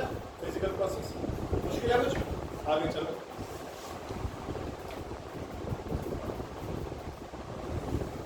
और फिजिकल चेंज के कुछ एग्जांपल लिख लो, टीचर कई बार पूछती है। मेल्टिंग ऑफ वैक्स, कल आपने वो आयरन की फिलिंग्स और लोहा, सॉरी, और सल्फर मिक्स किया था। आयरन की फिलिंग्स और सल्फर मिक्स किया था, वो सेपरेट हो पाए थे? कैसे सेपरेट किए थे? CS2 में डिसॉल्व करके, तो यानी अलग अलग हो गए थे ना। फिजिकल प्रोसेस हो, आपने जो मिक्सचर बनाया वो आपने फिजिकल तरीके से अलग अलग कर दिया उसको। कोई नई चीज बनी थी? नहीं। कब नई चीज बनी थी? जब हीट करके हमने कंपाउंड बनाया। जब हीट करके हमने कंपाउंड बनाया था। कितना अच्छा लगता है तुमको पढ़ के आते हो सारे के सारे। FeS आयरन सल्फाइड बना था जब आपने हीट किया था। आगे चलो और लिखो। सब्लिमेशन ऑफ ए सॉलिड, ये क्या होता है? सब्लिमेशन क्या होता है? जो सॉलिड से डायरेक्ट गैस हो जाता है। सब्लिमेशन क्या होता है? सॉलिड से क्या बन जाती है? डायरेक्ट गैस बन जाती है। कोई एग्जांपल दे सकते हो? कपूर, कैंपर, चलिए कैम्फर। फिर और भी एमोनिक बहुत सारे- अमोनियम क्लोराइड। समझ में आ गया ना तुम्हारे? लिखो क्या लिखा आपने? Sublimation of A solid. Making of soda water. Soda water कैसे बनता है? मिस्टर सोडा वाटर कैसे बनता है? पानी में कार्बन डाइऑक्साइड घोलते बन गया सोडा वाटर। और क्या होता है? ठीक है ना? Making of soda water. आप चाहो तो उसका ढक्कन खुला छोड़ दो, कार्बन डाइऑक्साइड थोड़ी देर में बाहर हो जाएगी, गर्म कर तो अलग हो गया, पानी अलग, कार्बन डाइऑक्साइड अलग। कुछ कोई केमिकल चेंज हुआ था? नहीं। आपने under high pressure carbon dioxide को उसके अंदर ठूस दिया। कैसे? जब मैं पिस्टन वाला भी कह रहा हाँ, है, कभी- पिचिंग वाला। कभी शादी में गई? शादी में गई? बिल्कुल गई है। तो एस्प्रेसो कॉफी पिए? पिए? वो देसी वाड़ से कैसे बनाते हैं देखा? तो नहीं देखा? कॉफी में झाग कैसे बनाते हैं? वो भी पानी वाला होता है। नहीं तो उसको छोड़ दे जो तू बनाएगी, वो पता नहीं क्या था। जो जो बनी थी उसकी बात करता है। देखो लोग क्या करते हैं, मैं वीडियो देख रहा था, उन्होंने प्रेशर कुकर ले लिया। क्या हुआ? ना ना चल रहा। तो जो उसमें तुमने प्रेशर कुकर लिया, प्रेशर कुकर में क्या बनेगी? पानी डाल दिया तो स्टीम। उस आपने एक जगह कॉफी बना के रखी हुई, अब जब उसमें से बहुत सारी स्टीम निकलेगी तो स्टीम हाई प्रेशर से बाहर निकलेगी। सीटी बजती है जब कुकर में तो तेजी से स्टीम बाहर निकलती है। बस ऐसे समझो हमने क्या किया, पहले तो उसको स्टीम को बंद किया हुआ, उसके उनको खोला नहीं हुआ। अब हमने क्या किया, इधर कॉफी बना के रख ली। कॉफी में क्या बनाने हैं? उनको बबल्स बनाने, झाग से बनाने उसको।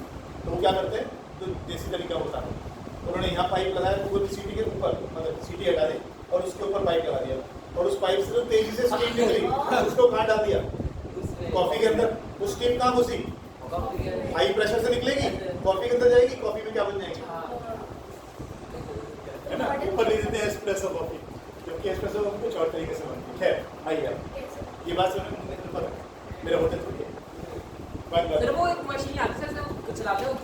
बेटा सीखा करो, ये जवाब भी मैं तुम्हें दूंगा, मुझे पता है सब चीज़ों का, लेकिन हर चीज़ में से जवाब ढूंढोगे तो मज़ा नहीं आएगा। सारा दिन गूगल में बैठ के जो इंस्टाग्राम पे बातें करते रहते हो, उसकी जगह ये ढूंढना कि एस्प्रेसो कॉफी कैसे बनती है, फिर इंस्टाग्राम पे चलता है। समझ में आएगा, कुछ सीखने को भी मिलेगा, है ना? ऐसे वीडियोस देखा।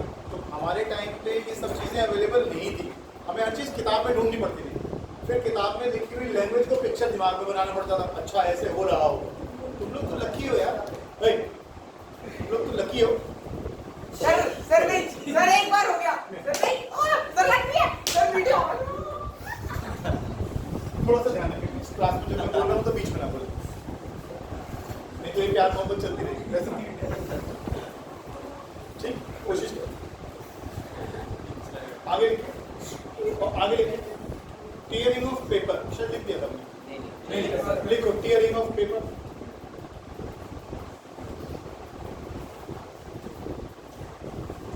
अब लिखो आ जाओ केमिकल चेंज।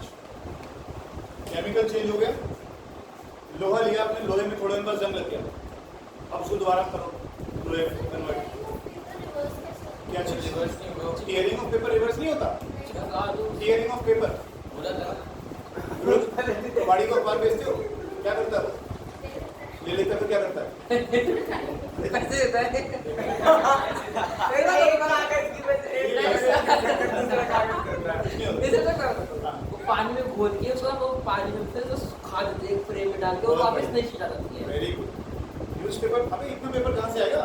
तो वो क्या होता है, न्यूज़पेपर दोबारा से वापस चला जाता है, उसको दोबारा पानी में घोल डाल के उसमें जो इंक है उसको अलग कर देते हैं, और उसके बाद उसको वाइट कर देते हैं, वाइटनेस डाल देते हैं, ब्लीचिंग एजेंट्स डाल देते हैं उसमें, फिर दोबारा वाइट कर देते हैं, फिर पेपर बन जाता है, फिर दोबारा छाप के देते हैं।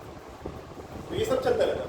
वापस इसे फ्रेम में डालते हैं, सुखा देते हैं, वो शीट बन जाती है। हाँ, अब सारे पेपर के तो वो लिफाफे नहीं बन सकते ना, सबके नहीं बन सकते भाई। आप उसमें दवाइयाँ ले आए, कला ले आए, उसके अंदर वो थोड़ा ही बनेगा। बाकी पेपर का क्या करोगे? बाकी पेपर को दोबारा से रिसाइकिल कर दिया जाता है। कांच टूट गया, कांच निकल गया तो दोबारा उसको घोल के दोबारा से उसको मेल्ट करके दोबारा शेप दे देते हैं। ठीक है, अच्छा केमिस्ट्री केमिकल चेंज, हमें रस्टिंग की बात कर रहा हाँ। हूँ, लोहे पे जंग लग गया, नहीं हुआ ना उल्टा? हाँ नहीं होगा बिल्कुल, ठीक है। केमिकल चेंज में लिखो those changes in which new substances are form are called chemical changes, examples लिखो इससे। कमल तू आम लाया अभी, तूने आम को पका लिया, अब दोबारा कच्चा करके दिखा, हो जाएगा, केमिकल प्रोसेस हो गया। लिखो मतलब राइपनिंग ऑफ फ्रूट्स, सर और भी डेफिनेशन भी इसमें आ गई है। राइपनिंग की सर अभी मैं डिफरेंस में लिखवा दूंगा। राइपनिंग ऑफ फ्रूट्स, दूसरा लिखो रस्टिंग ऑफ आयरन,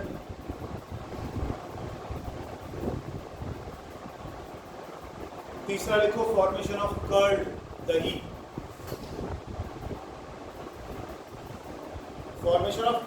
दही, बर्निंग ऑफ पेपर,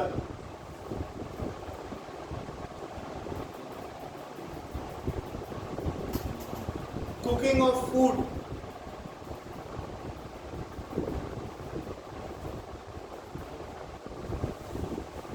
कोई भी फ्यूल, Burning of- लकड़ी, कोयला, पेट्रोल, डीजल, कुछ भी फ्यूल चलेगा केमिकल प्रोसेस, चलेगा तो chemical process. Burning of fuels लिखो, बर्निंग ऑफ फ्यूल्स।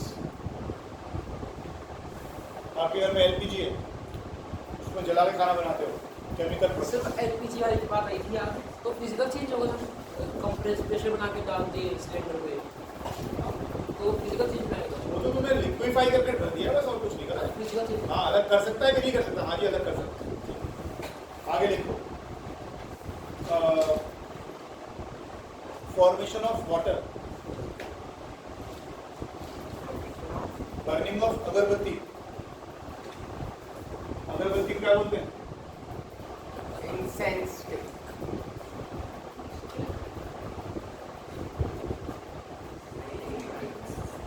ठीक है जी। ग्रोथ ऑफ अ प्लांट,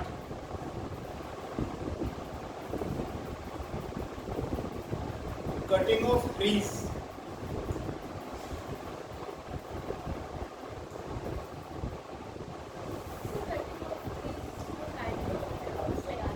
बिल्कुल ठीक है जी। सर रोज है Last ट्रीज एंड प्लांट। आगे लिखो क्या पता प्लांट है तो मुझे बड़ा फिजिकल चेंज, सर इससे हमारी एज भी वही हो गई, chemical change. Sir growth of plant sir इसको पहले हम मारते हैं है सर, ठीक है आगे चलो आगे चलो। सही कह रहे हैं। Age is just number No new substance is formed. जो तू कह रहा था छोड़ दिया है वो मैंने डिफरेंस में ले लिया। सुनना है चिकू?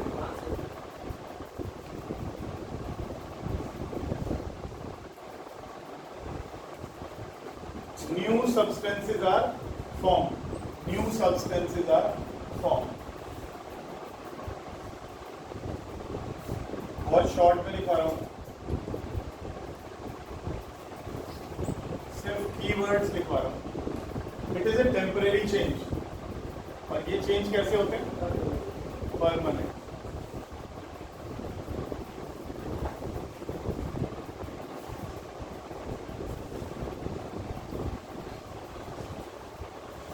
रिवर्सिबल।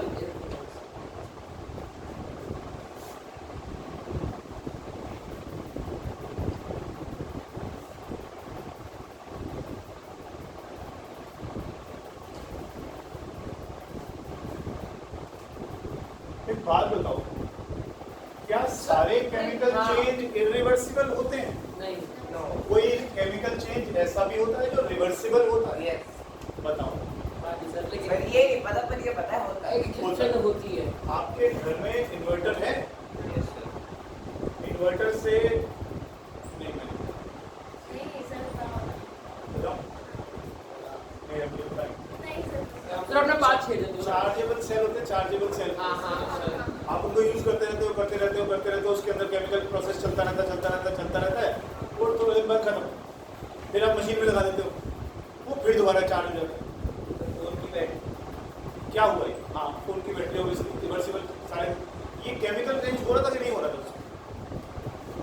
सेल के अंदर केमिकल चेंज है ना, सेल के अंदर चेंजेस आ रहे केमिकल है, वो रिवर्स हुए कि नहीं हुए?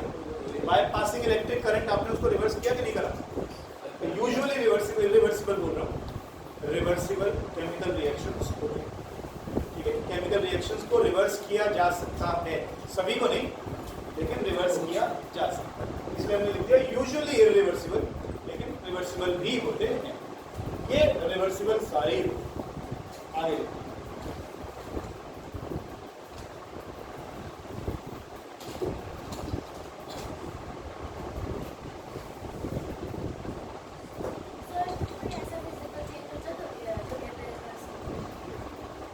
सोच के देखो।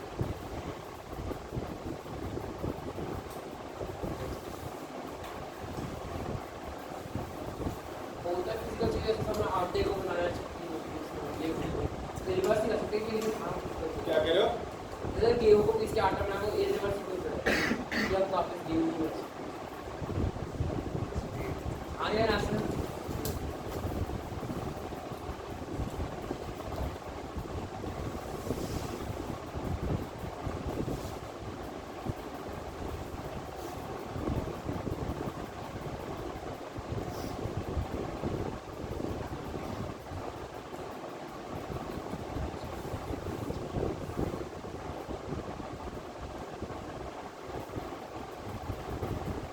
Very little heat या light energy is absorbed or given out in a physical change.